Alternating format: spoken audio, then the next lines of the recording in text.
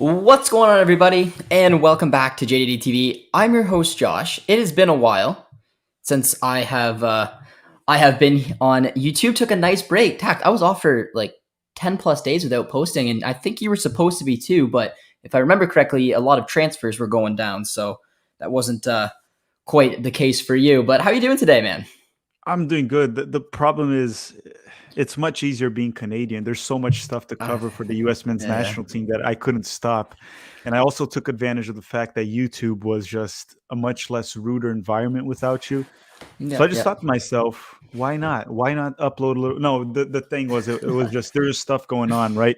But if you're an L3 coverage channel, Canadian channel, you can afford to take month-long breaks.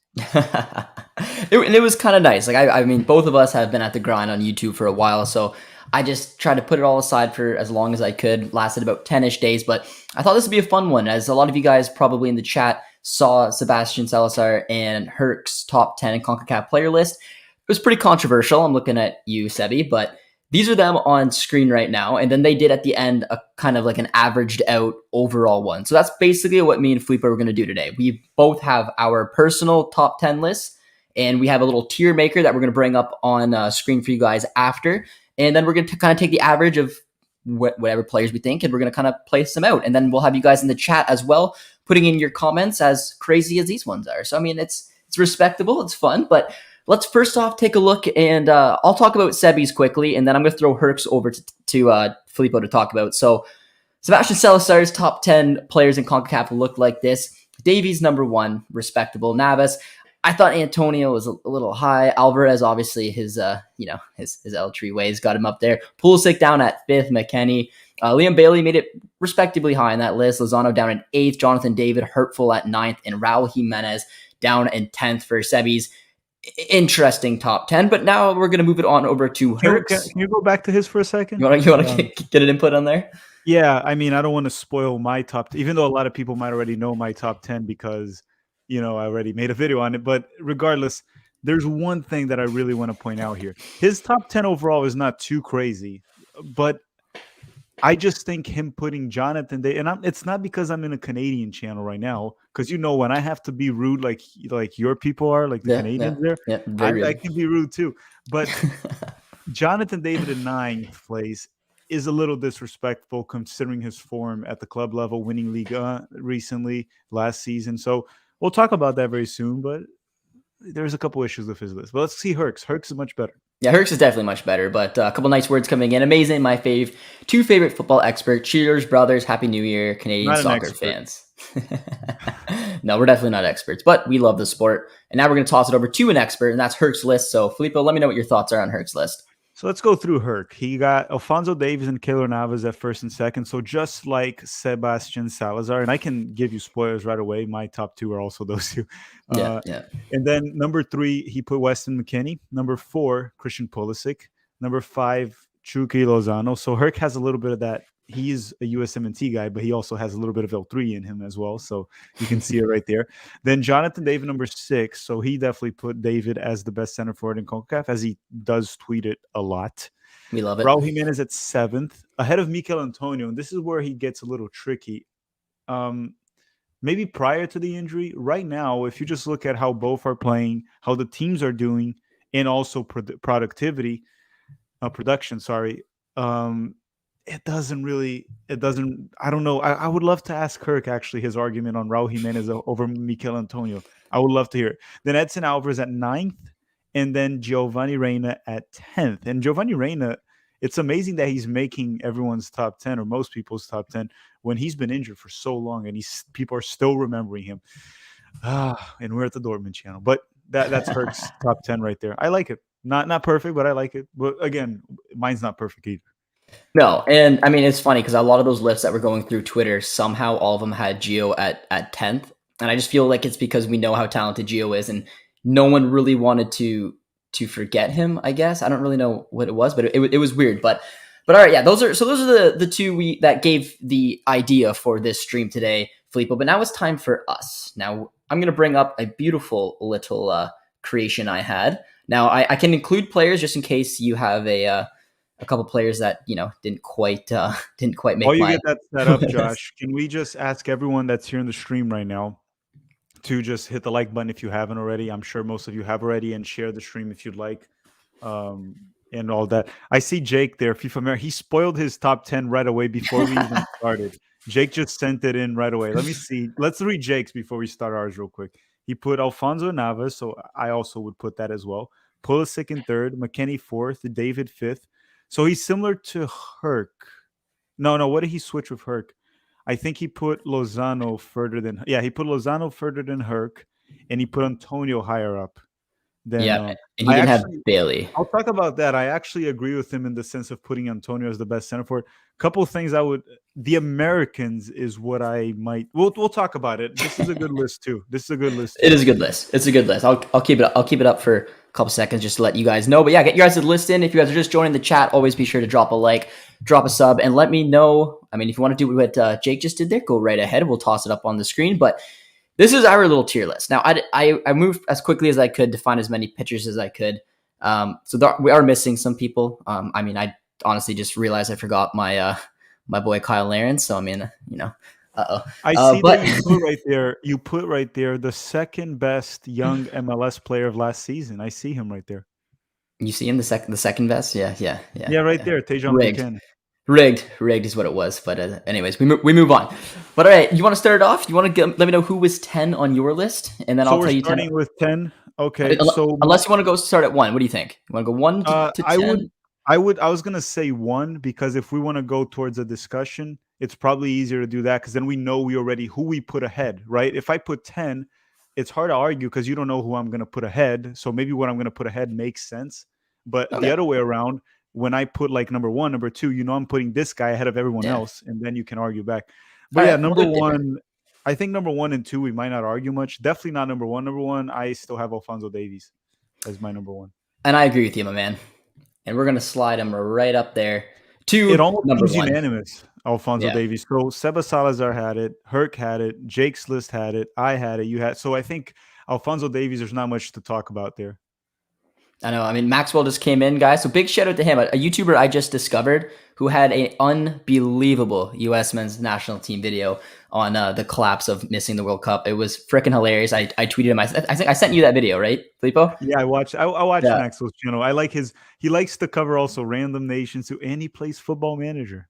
And he plays Football Manager. Well, that one cracked me up because I saw the relation that video had with the frustration of every U.S. men's national team fan, and I was just howling. So big shout out to my man there. And he says, if I don't see Jonathan David in the top 2, I swear.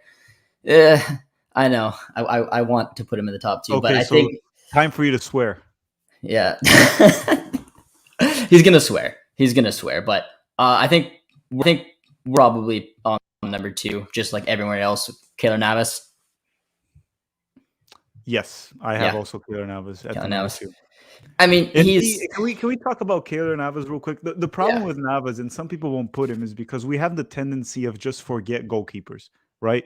The same way we tend to forget center backs very often. That's another position. Yeah. Okay, so you better kick me out right now, the string. We have this tendency of ignoring defenders a lot of the time. And even though Alfonso Davies plays as a fullback, he's a fullback that just skyrockets up the field and attacks a lot and for Canada, he actually plays as a midfielder winger. Yeah. So we tend to forget, but we forget that Keylor Navas is actually one of the very few world-class players in CONCACAF, right? A goalkeeper that is easily still probably a top 10 goalkeeper in the world. And in CONCACAF, that says a lot. There's no goalkeeper that comes near Keylor Navas, in my opinion, in CONCACAF. Maybe one day we'll have another one at that level, but he is, and that's why he's been in Real Madrid, PSG, and I believe he's still starting for PSG, even though Gianluigi Donnarumma is there. He's had injuries, which are obviously hurting his season this year. But I mean, the man has had so much Champions League success. He's been a big part of those Madrid sides. He's Costa stellar. Rica, and Costa Rica, yeah. So a lot of people forget that they made it to a quarterfinal of a World Cup. Man, like that's impressive. Very, very impressive for a CONCACAF nation, and he was a big part of that. So it's been pretty unanimous so far for most lists you see. I would have loved to squeeze my boy Jonathan David up there, but we got it in. So now it's probably going to be a little bit all over the place. Intact. I'm going to let you go on number 3 because I have a feeling probably where you're going to go with this. Yeah. So these players we just mentioned, the first two, I believe they're the only two world class players in CONCACAF, in my opinion. In my opinion, I think a Yeah, lot of other players in CONCACAF are elite, high level. We can talk about many of them: Antonio, Pulisic, Jonathan David. Many others are elite, high quality players, world class. These are the two. These are two players that can start for pretty much almost any team in the world. Obviously, Navas as a goalkeeper, it's a little bit harder because that's only one. yeah, But debatably, one of the best goalkeepers in the world, top 10. Alfonso Davies, I would say at least a top three left back, if not the best one in the world, up there for sure. Now, my number three, it might be a surprise to many. And for some reason, even though I put Keylor Navas in second, I do have the tendency and a bias for goal scorers, forwards, players that do things because I played a little bit of well, I played a lot of soccer in my life and coaching kids and working with it and talking to players. The hardest thing to do in soccer is not to defend, but to attack, create, score. So I do have a little bit of a soft side for players that score goals, are productive, and play up top. It's harder than defending. Not to take credit from the defenders. My number three right now is Mikel Antonio from West ooh, Ham. Yes, I don't think he plays in a team that productivity would show up as high. West Ham's a great team, surprisingly under David Moyes, which I don't think he's a good manager, but he's been doing a good job there. But they're not really a creative team, right? They're not a team that you put a center forward there and he's going to be highly productive. So he's finding a way to do it. He's a player that can play in the wing, right? He's played in the wing, but he played as a right back at one point of his career. Physical beast, technical on the hold up, technical on carrying, has been productive. He did fall off. I'll give some people that argument. Antonio did fall off a little bit the past like month or two. But then we go to World Cup qualifying, and against El Salvador, he comes in off the bench for Jamaica, scores a freaking beautiful goal where he just brings the ball from the midfield and chips it over the goalkeeper, the lefty, scores that banger against the U.S. men's national team. I'm going with Mikel Antonio for my number three. so I went with the forward as well. I went with a different forward than you did. I have a lot of respect for Antonio, and it's hard to obviously make that direct comparison because I clearly went with Jonathan David, but I watched Jonathan David pretty much every single game, and I think he's just taken so much strides with his game. The number of goals he's putting up, doing it in the Champions League, doing it for Ligue 1. I was somewhat struggling Ligue 1. They're finding a bit of form now, doing it for Canada. I just think he's the full package, and he's obviously. I mean, we saw it with his transfer value update. The thing that and it depends on the type of list we're doing. The thing with Antonio doing it for me, even though I guess it's not really fair because he actually has been very good for Jamaica in the very, very few amount of games we've seen him play for Jamaica.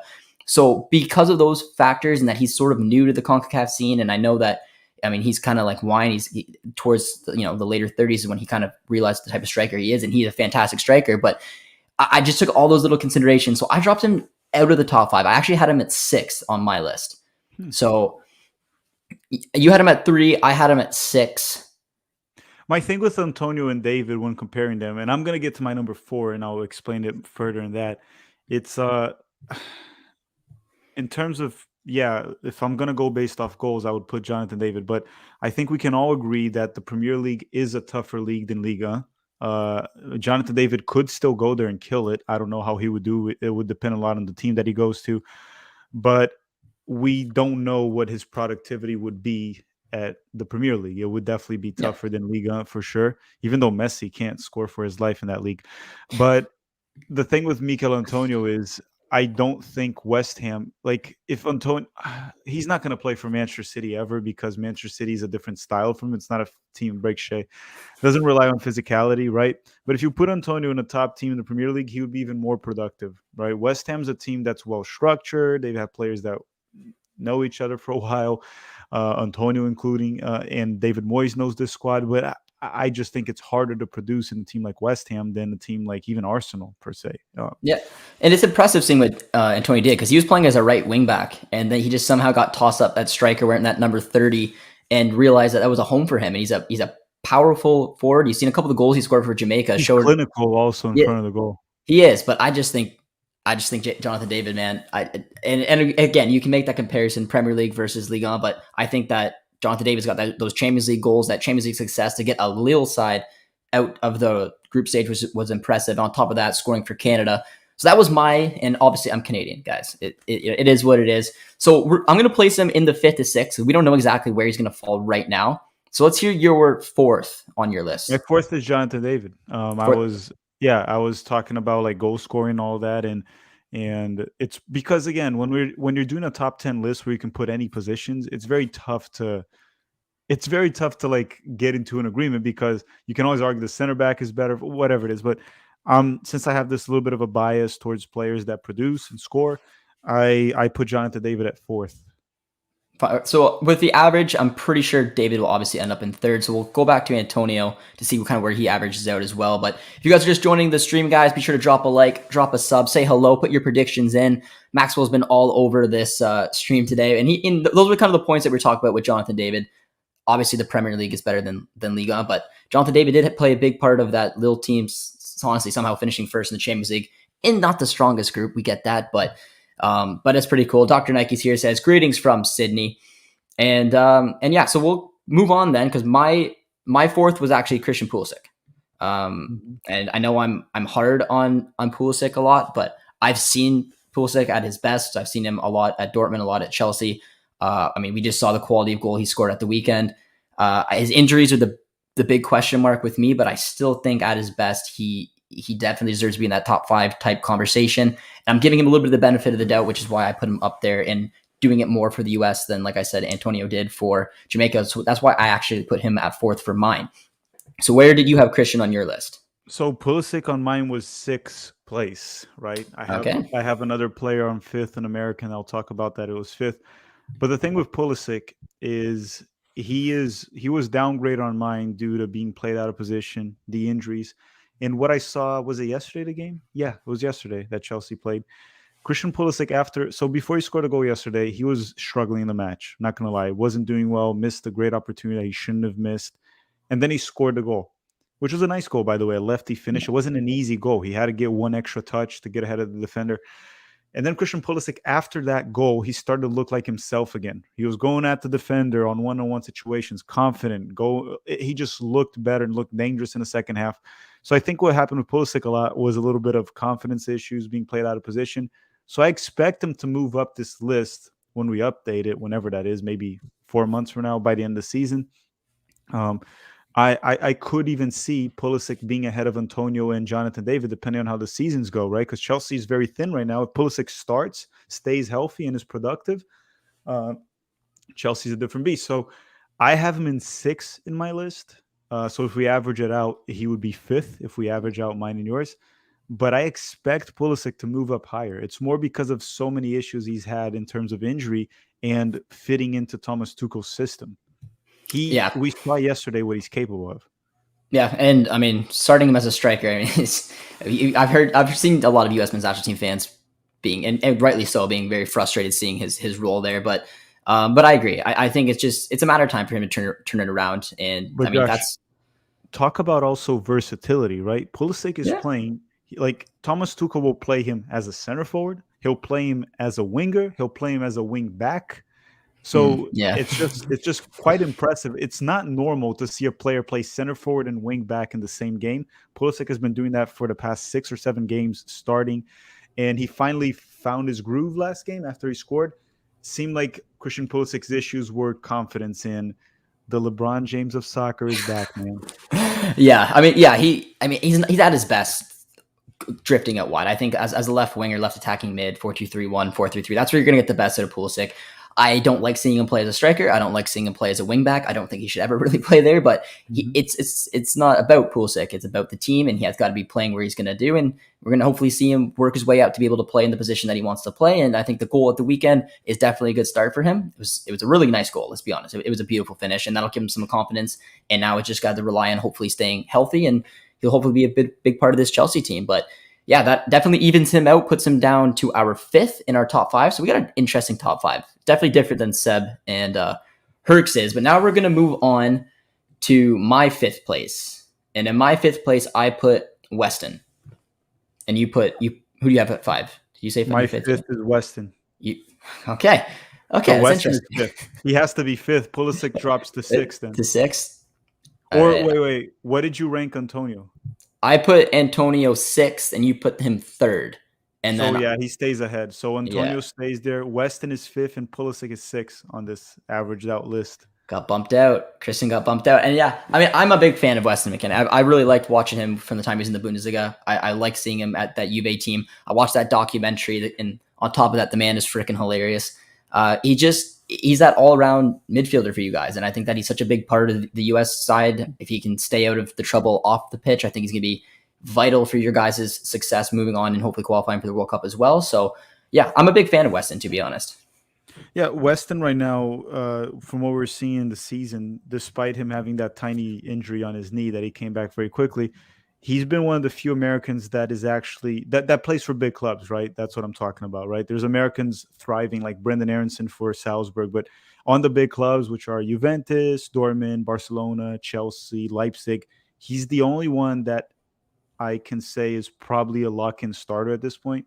He's a lock-in starter for you. He has been for Juventus for a while with Allegri, and Allegri loves him, and he's been fantastic. And then when you go to U.S. men's national team, he scored the same amount as Mexico scored on the U.S. in 3 games. He scored in 2. So he has 2 goals against Mexico this whole season. He's a dynamic box-to-box midfielder, or as Allegri likes to call him and play him as a mezzala, Yep. drifting wide. But Weston is just fantastic. And set pieces, he's dangerous, covers a lot of ground, good on defense, good on supporting the off. Obviously, he's not that player that's going to put a through pass. That's not really his game. But he's very good on what he has to do. Yep, and he's got a good goal scoring record. I mean, even for Juve, man, he knows how to put the ball in the back of the net, and he just has that freedom and that trust from his manager to be able to go forward, and he's that powerful type of player. So I think he's a deserving spot in our top 5, or at least flirting right around there. And that obviously puts Christian at 6, and 6 on my list was Antonio, which means 7th on my list was Chucky Lozano, who was 7th on your list, or 6 on your list if you hadn't talked with the player yet. So 6 on my list was Pulisic, right? Pulisic, yep. Yeah, we're already finished 6, so we're at 7th right now. Yep. My 7th is Edson Alvarez from Okay. L3. I put Edson at 8. 8. So I put him at 7th. I think he's a pretty good holding midfielder. He's been having a better season than Tyler Adams. Been very good for Ajax. I thought for Mexico, even though with their struggles, I never thought he really was poor. Obviously never stood out. No one really stood out with Mexico during World Cup qualifying. They've been struggling in terms of performance. Points, they're fine, but in performance, they struggled. But I mean, and also I know some people might call Ajax plays in the Dutch league a farmers league or whatever it is. Ajax is an elite club. They're one of the best clubs there in the Champions League. I wouldn't say they're a candidate to win it, but they're a candidate to maybe make it to the semifinals, quarterfinals. And again, the Dutch league is not really a farmers league. There's other clubs there that are tough. And as a matter of fact, I believe PSV is leading it. And PSV is a tough side as well. And he's been doing well for them. The fans there like him very much. I'm going to go with Edson Alvarez for number 7. Yeah, I'm a big fan of Edson as well. I mean, I've watched that Ajax team run over Dortmund a couple times this season already. I've seen what Edson can do in that team. And I agree. I bet you they'll probably have a good little run, maybe make a quarterfinal appearance this year in the Champions League, potentially the semis. We don't know. He's a huge part of that Ajax side. And yeah, I mean, I can't praise him enough because I'm a big fan of Edson as well. And I had him at 8. You had him 7. So where did you have Chucky on your if you had him in there? Is Chucky your 7th? Yeah, Chucky was 7th. Edson was 8. He's my 8. So He's we your just 8? flipped. So the chat will have to decide that one because we just flipped. I put Edson in 7 and Lozano at 8. You put the other way around. So in the chat right now, if you guys kindly could, along with hitting the like button if you guys just arrived in this very rude Canadian channel. Very rude. Chucky Lozano or Edson Alvarez, who would you guys rank ahead? And that's who we're going to have to put. So the first one says Edson. Yeah, we'll give you guys a minute. We'll give you guys 1 minute. What does he mean, though? Edson Alvarez is the same player. Well, we got 2. I'm going to say that's Edson over Edson. Oh, I mean, okay, I don't know which one. Who's Lozano, Edson or Alvarez? I don't know. But it looks like Edson is being preferred by quite a few. Yeah. So Alvarez, mostly it seems like Edson Alvarez. Edson over Lozano. Okay, yeah, that's what you meant. Pretty consistent that Edson's Lozano the guy. has been getting super unlucky too. Like he got knocked out in the Gold Cup, and then he was out for a little bit. Then he took a while to come back, got injured again. Then he got hit in the face again in the Serie A. So yeah, we'll go with him in 8th. Yeah, I think that's fair. And 9, I put Raul Jimenez. Put Giovanni Reina. Giovanni Reina. I put Reina at 10. So we flipped that as well. I put Reina 9th and Raul Jimenez 10th. All right, guys, you got another task on you to round out our top 10, which, I mean, hey, we had the same top 10 players, just in different orders. So you guys are going to have to figure it out. Again, exact same thing. We'll give you guys a minute. Gio or Raul? Who's going 9? Who's going 10?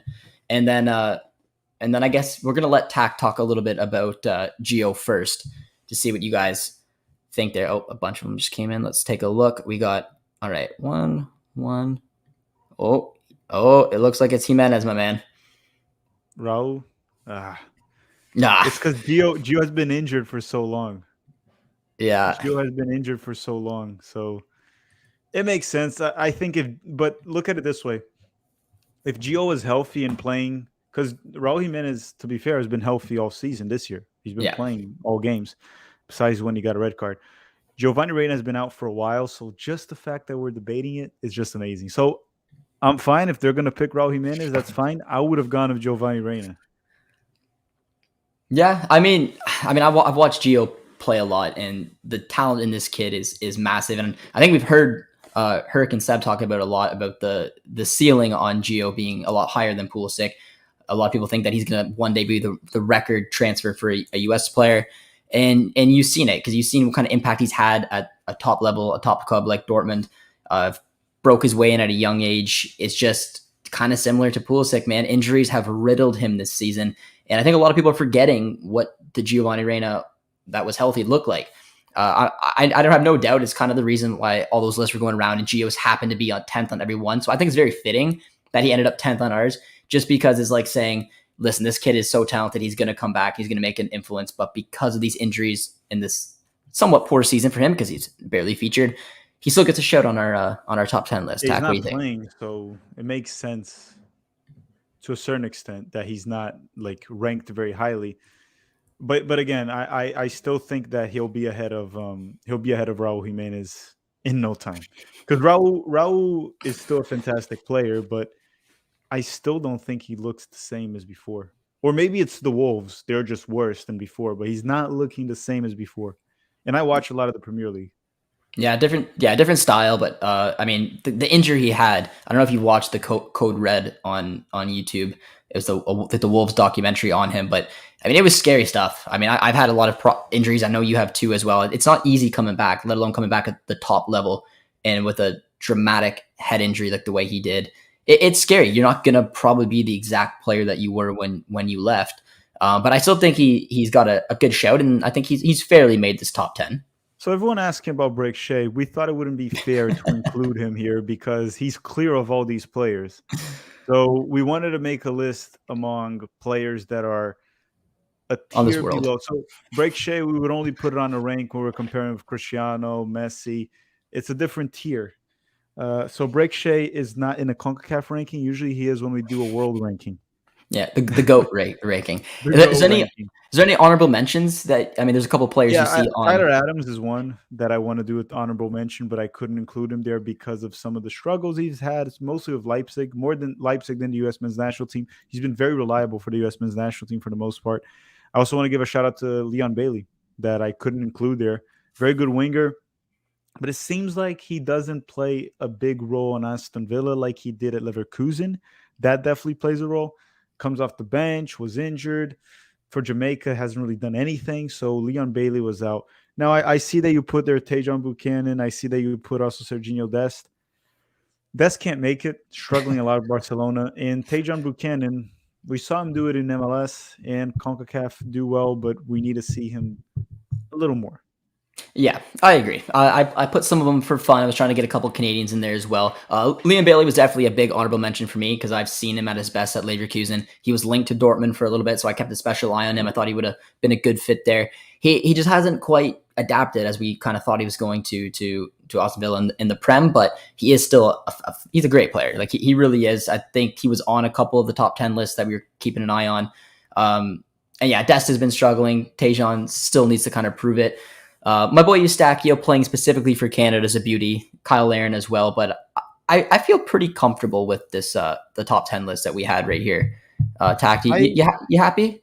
ish. Yeah, it's funny that you mentioned Eustachio because I remember when I posted that tweet that went viral because Canadians got mad because I put a American flag on Jonathan David, even though he was born in the U.S. and Transfer Market has him with both flags. So, but anyhow, some of the Canadians were just saying that Eustachio was clear from Tyler Adams or Weston and Yunus Musa and all that because Yunus Musa was on the bench for Valencia. It's like, guys, and mostly Canadians, just be reasonable here, okay? Eustachio looks very good in CONCACAF. So did Yunus Musa. When he gave an opportunity, he looked very good. Now, playing for Valencia is a lot harder in La Liga than playing for, where does he play again? Victoria? Where does he play? Eustachio? Pacos de Ferreira. Pasos de Ferreira. So he plays for Pasos de Ferreira, Liga Oeste. I believe that's a mid-table team at Liga Oeste. If Yunus Musa was at Pasos Ferreira, he would probably be starting alongside Eustachio. They would probably be the two starters. So saying that Eustachio is better than Musa because he starts for his club, and then they both did fantastic in CONCACAF.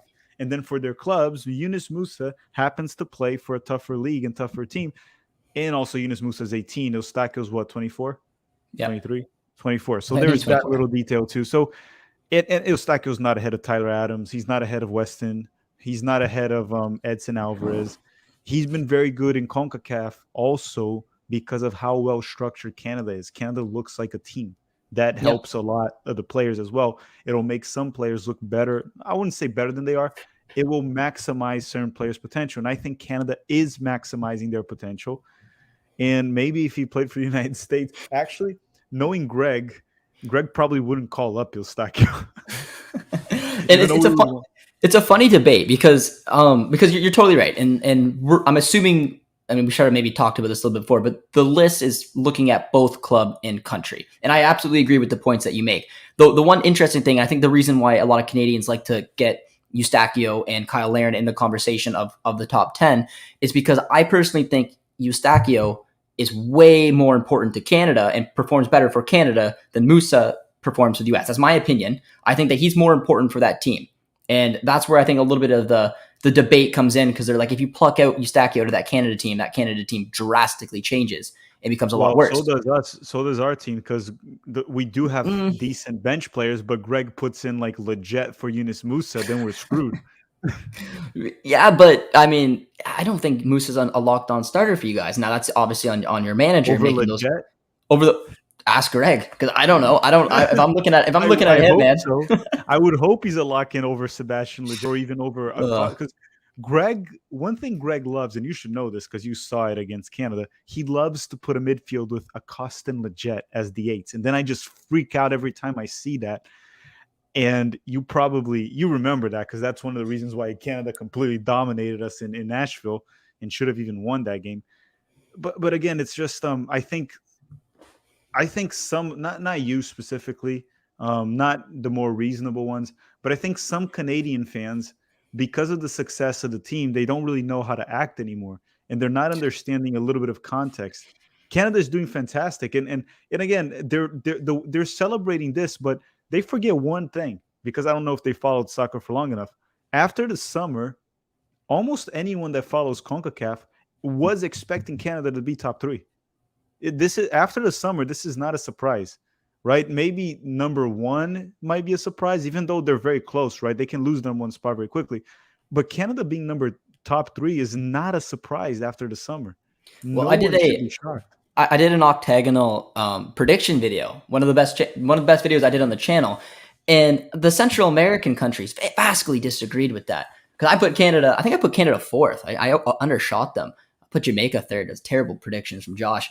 But yeah, I mean, it's interesting. No, I don't think anyone thought that Canada would be in first and doing as well as they did and taking a point from the US on the road, taking a point from Mexico on the road. I think these type of results are starting to build that kind of, that little swagger. I don't know the dance that, Buddy did smoking the cigar, but I mean, it's cool to see.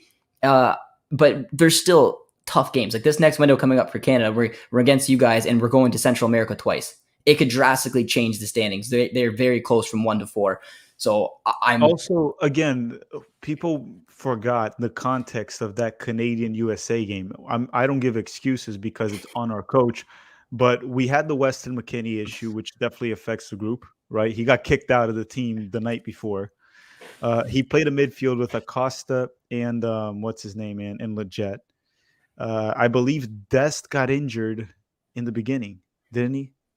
Yeah. I don't know, but I've had that excuse. Like on Twitter, you and I have fun, and then some other U.S. team members come in and then just think I'm being very serious and come at me. But most of the time, they say, "Look at the starting lineup. Look at the team we put out to play Canada." That's not our fault. If your manager wants to play a team like that, that is something No, that you guys have to deal with.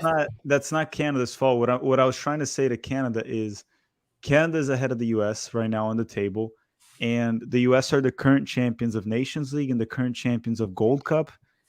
So I'm just saying Canada is not better because they're No. ahead on the table. And obviously, at the end of the day, what matters is being top three. That's what Yeah. matters. And right now, Canada's in a tougher situation than the US because of the schedule. They're going to have to go to Central America 4 times out of 6. That's going to be horrible. And the home game is against the United States, which it can go either way, Yep. depending on who Greg plays, obviously. Yeah. Depending on who Greg plays, it could be Canada could walk over us. But so imagine Canada ties the United States, which is not something too crazy to think of, and then you have all these games away. You could get draws there, losses. You know how those games are; they are very messy. Those games.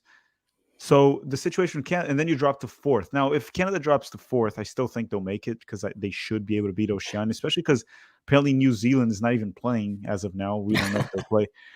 So I wouldn't be worried about Canada in terms of whatchamacallit, in terms of qualifying the World Cup. But I just think some of the Canadian fans, based on what I saw in that Twitter response, some were just mad on the Jonathan David flag, but some just had no idea what they were talking about. They were clearly just fans that came in and just kind of like we're first and that's it, man. It's like, well, you're first, and you might even hold on to it, to be fair, because Canada hasn't really shown any signs of slowing down. But at this point, anyone that's watched CONCACAF, and not trying to diss the Canadians, but they haven't been in the final round of CONCACAF in forever. At least I never saw them there in my lifetime. So anything can happen from here. US, Canada, and Mexico, if any of them are not careful, they can drop to 4th.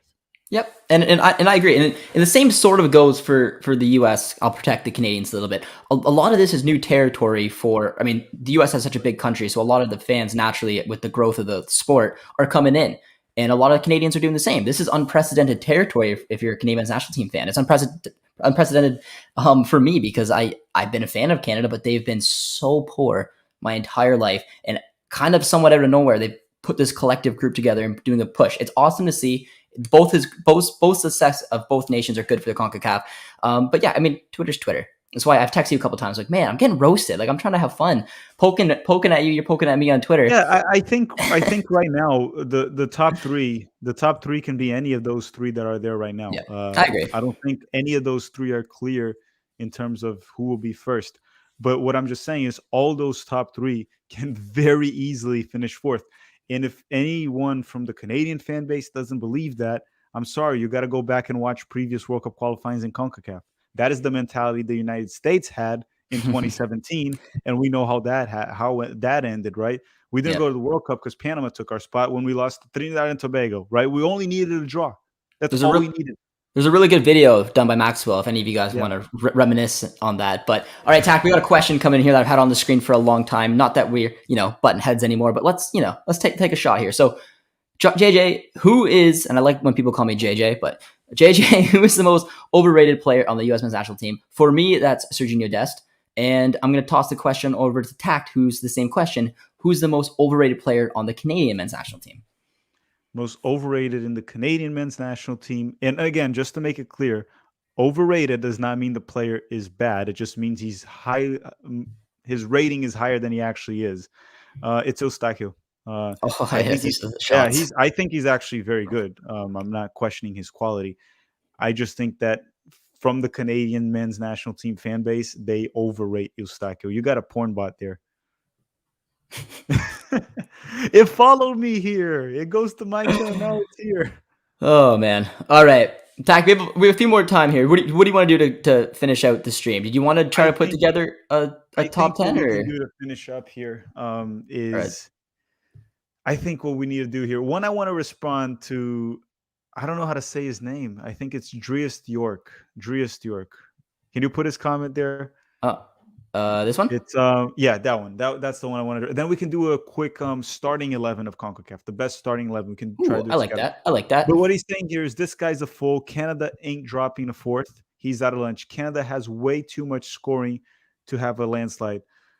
Dries York, I don't know how long you've been following CONCACAF World Cup qualifying. Canada's in form. Canada has been looking very good. This camp in January is the first camp that we're going into after 2 months, right? So Canada caught on those 3 strong months and they took advantage of it. You forget that Canada in the first game, they tied Honduras at home. So that's not expected. If they played Honduras at home today, they should win. There's 4 games away. And trust me, from an American experience, as weak as CONCACAF is, don't underestimate that. We did that. We already did that in 2017, and we should have qualified in 2017. We were the better team than those teams. And we had that same thing you're saying right there, that we had too much scoring, we're too good. We had Pulisic rising. We still had Josie Altidore, all those guys. And we had that same mentality that you have. And then we got screwed over at the end. So don't be surprised if Canada, Mexico, or the United States drop the fourth, if it happens. There you go. There you go. You poked the bear. You poked the bear. But all right. So a nice little bonus before we wrap up this video. Tact and I are going to put together a combined best 11 from CONCACAF. What formation you want to go with, my man? I'll let you pick that. Whatever you pick, we'll go with.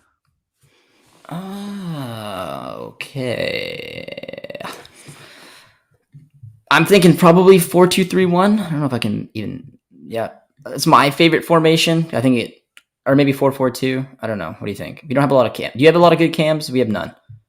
Well, our cam is Giovanni Reina, pretty much. That works in your favor, so I think I'm gonna go to 4-4-2. Okay, let's move on. All right. Okay, goalkeeper. We can just put Keylor Navas right away. I think that one's easy. Yep. Keylor Navas. I'm just gonna grab. Where are we?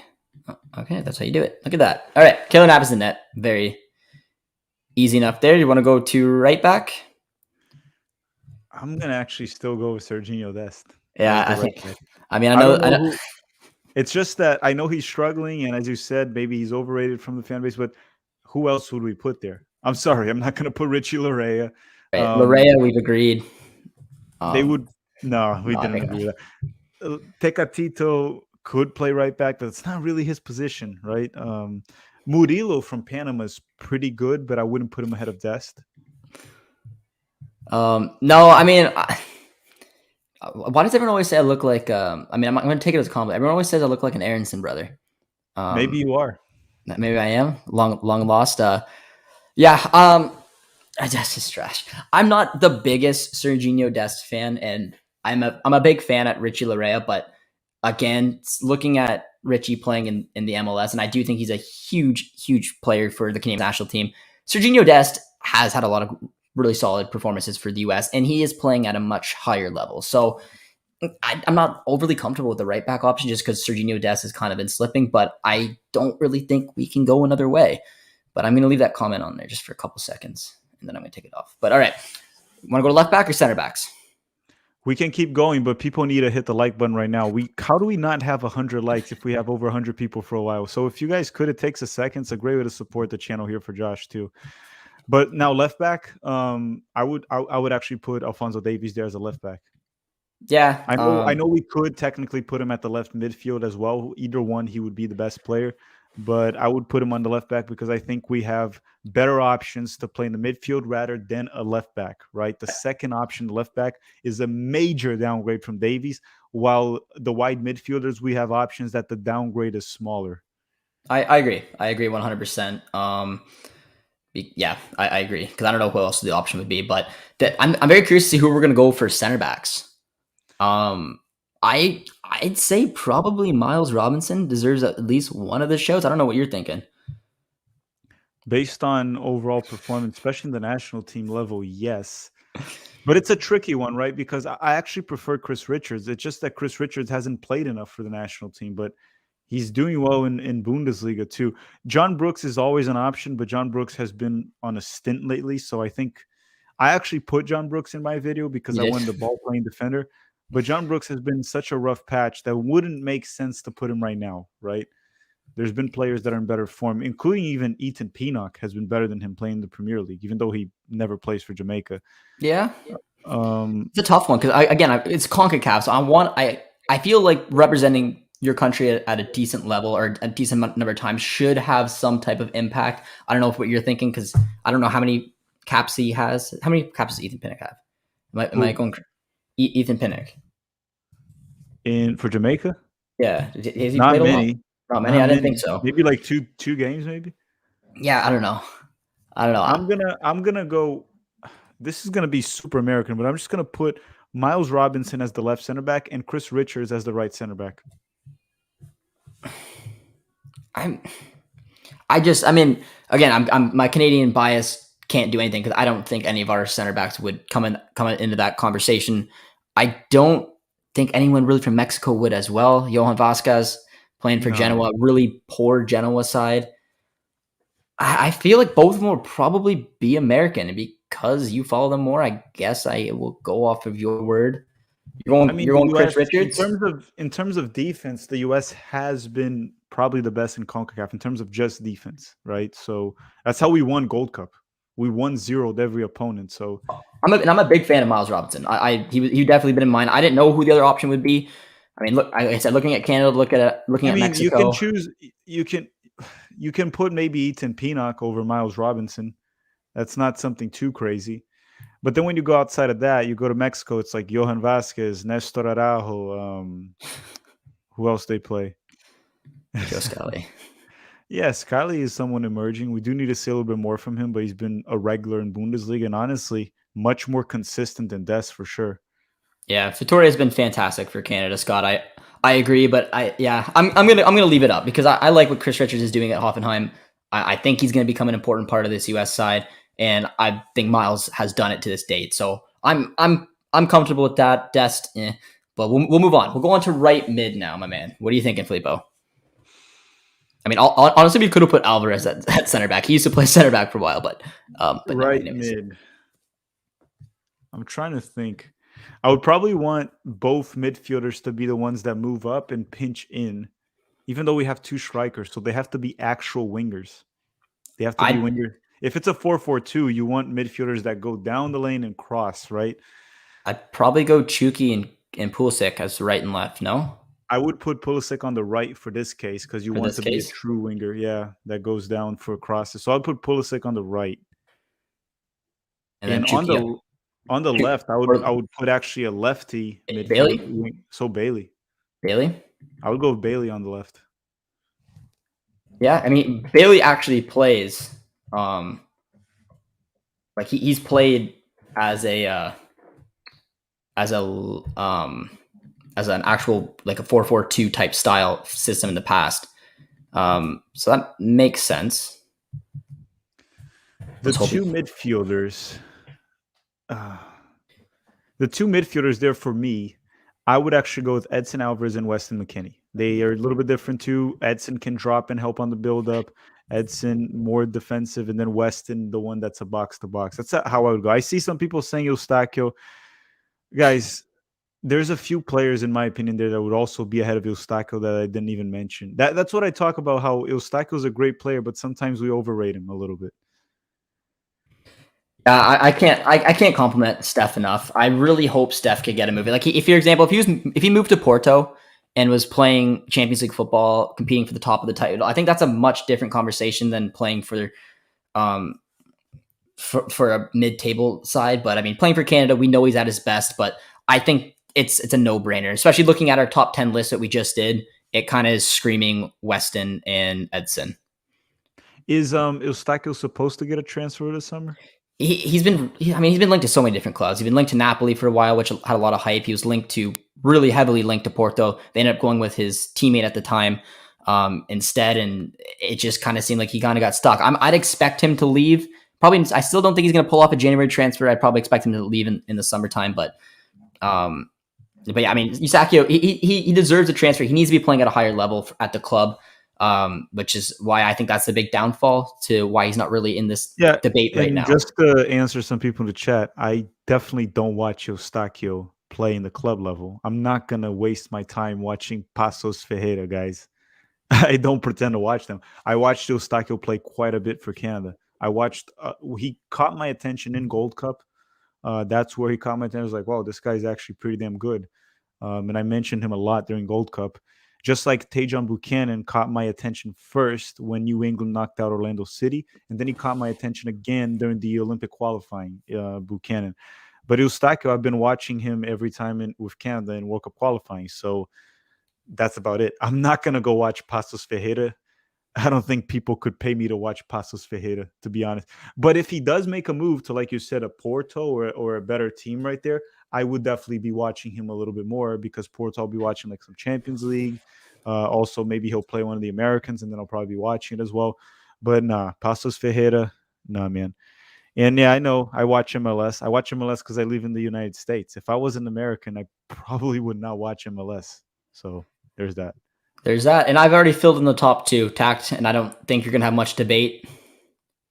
David and it's. I don't know how they would. I don't know if they would fit in together. That's a different story, different argument, right? It would be nice to see like a Jonathan David Tim Weah duo right there, some Lille duo. But yeah, those are the two best strikers in CONCACAF, so it's fair to put them two there. All right, I feel pretty comfortable with that list as well. I think we killed it. What do you guys think? If you guys enjoyed this stream, be sure to drop a like and let us know what you think. Right now, give us a rating, Tact and I, on our best 11 / our top 10 list. Give us a rating. How do you think we did? Do you think we did better than Herc and Sebi, or do you think we were mediocre? I don't know. Before we go, just show our top 10 again, and then show Herc and Seba Salazar's top 10, just to refresh everyone, and then we'll close it up from here. So we'll take a look, guys, first at our top 10 one final time. Tact, you want to do the honors of going through 10 to 1 as I look for Sebi's tweet again? Yes. So our top 10 right here, and this is based on, we averaged out mine and Josh's ranking. The top 10 is Alphonso Davies in first, Keylor Navas in second. The third place one is Jonathan David. The fourth one is Mikel Antonio. Fifth is Weston McKennie. Sixth is Christian Pulisic. Seventh, Edson Alvarez from Mexico, and then Chucky Lozano. Ninth is Raul Jimenez, and then 10th is Giovanni Reina.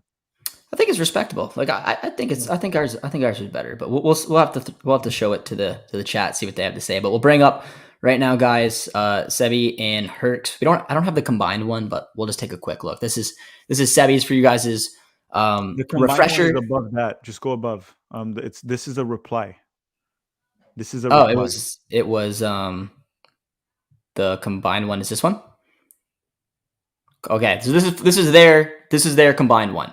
Which, yeah, I guess we didn't show it yet. So there you go. So this is Herc and Sebi's combined, similar to the one that we just did. So they went Davies, Navas, Weston, Pulisic, Antonio, Alvarez, Lozano, David, Jimenez, and Leon Bailey.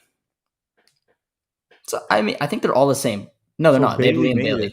Yeah, Bailey was. So we have all the exact same players, except for they included Bailey, and Giovanni Reina didn't make theirs, which, considering Reina has been out for so long, it's not unfair. It's not too crazy. Yeah. All right.